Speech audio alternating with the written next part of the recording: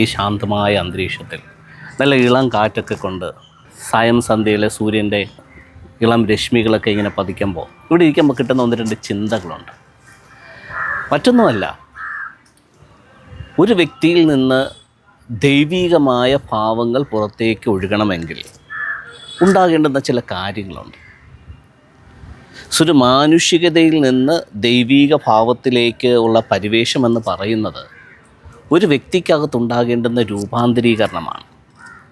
ഈ രൂപാന്തരീകരണത്തിനകത്ത് സംഭവിക്കുന്ന കാര്യം എന്താണെന്ന് ചോദിച്ചു കഴിഞ്ഞാൽ, ദൈവീക മൂലകങ്ങൾ, അതായത് ദൈവത്തിന് മാത്രമുള്ള ആട്രിബ്യൂട്ട്സ് ഒരു മനുഷ്യനിലേക്ക് കണക്റ്റായി അതിൽ ആ വ്യക്തി റണ്ണിങ് ആകുമ്പോൾ, ആ ജീവിതം അതിൽ റണ്ണിങ് ആകുമ്പോൾ മാത്രമേ ഒരു മനുഷ്യനിൽ നിന്ന് ദൈവിക ഭാവം പുറത്തേക്ക് വരത്തുള്ളൂ. ഇനി എന്തൊക്കെയാണ് ഈ ദൈവിക മൂലകങ്ങളെന്ന് ചോദിച്ചു കഴിഞ്ഞാൽ അതിനകത്തുള്ള ഒന്ന് രണ്ട് കാര്യങ്ങൾ ഞാൻ പറയാം. ഒരു ഡിവൈൻ ലവ്, അൺകണ്ടീഷണലായിട്ടുള്ള ലവ്. ആ ലവ് എന്ന് പറയുന്നത്, സ്നേഹമെന്ന് പറയുന്നത് ദൈവത്തിൻ്റെ പ്രതീകമാണ്. അതൊരു ദൈവിക മൂലകമാണ്. ശരിക്കും മനുഷ്യരിലുണ്ടായിരിക്കുന്ന സ്നേഹമെന്ന് പറയുന്നത് എപ്പോഴും കണ്ടീഷനിലാണ്. ചില സാഹചര്യങ്ങൾ, ചില വ്യക്തികൾ, ചില നിബന്ധനകൾ, ചില ഉപാധികൾ, ഇതിനെയൊക്കെ ബന്ധപ്പെടുത്തിയാണ് മനുഷ്യൻ്റെ സ്നേഹം പുറത്തേക്ക് വരിക. എന്നാൽ ദൈവിക സ്നേഹം പ്രതീക്ഷകൾക്കപ്പുറത്ത്, പ്രതിബന്ധങ്ങൾക്കപ്പുറത്ത്, എന്തെങ്കിലും ഉപാധികൾക്കപ്പുറത്ത്, അത്തരത്തിൽ അൺകണ്ടീഷണലായിട്ടുള്ള രീതിയിലാണ് ദൈവികമായ സ്നേഹത്തിൻ്റെ ആവിഷ്കാരമെന്ന് പറയുന്നത്.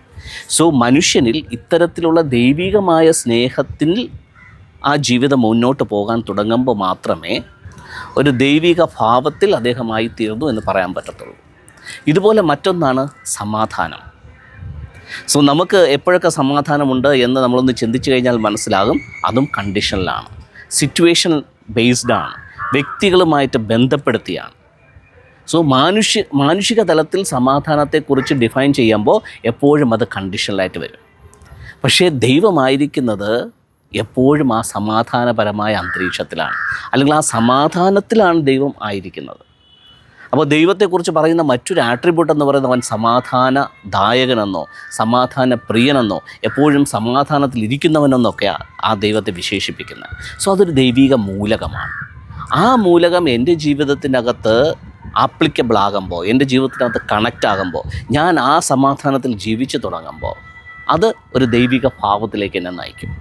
സോ ഒരു വ്യക്തിയുടെ മുഖത്തേക്ക്, കണ്ണിലേക്ക് നോക്കുമ്പോൾ ആ വ്യക്തിയുടെ മുഖത്ത് നിന്ന്, കണ്ണിൽ നിന്ന് പുറത്തേക്ക് വരുന്ന ആ ദൈവിക ഭാവത്തിനകത്ത് ഈ സ്നേഹം, ഈ സമാധാനം, ഈ സന്തോഷം, ഈ സംതൃപ്തി, ഇങ്ങനെ അനേകം ദൈവിക മൂലകങ്ങളിൽ അധിഷ്ഠിതമായിട്ടായിരിക്കും ആ വ്യക്തിയിൽ നിന്ന് ആ ദൈവിക ഭാവം പുറത്തേക്കുണ്ടാകുക.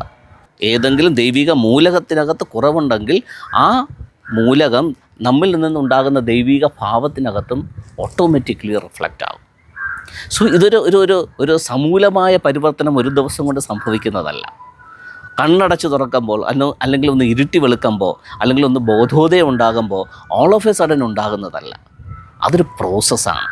ചിലപ്പോൾ നമ്മൾ ആദ്യം ആ സമാധാനത്തിൽ ജീവിക്കാനായിരിക്കും പ്രാക്ടീസ് ചെയ്യുക. അത് കഴിഞ്ഞിട്ട് ആ ദൈവിക സന്തോഷത്തിൽ ജീവിക്കാനായിരിക്കും അടുത്ത് പ്രാക്ടീസ് ചെയ്യുക. അത് കഴിയുമ്പോൾ ആ ദൈവിക സ്നേഹത്തിൻ്റെ പ്രദർശനത്തിൽ ജീവിക്കാനായിരിക്കും നമുക്ക് അടുത്ത് പ്രാക്ടീസ് ചെയ്യുക.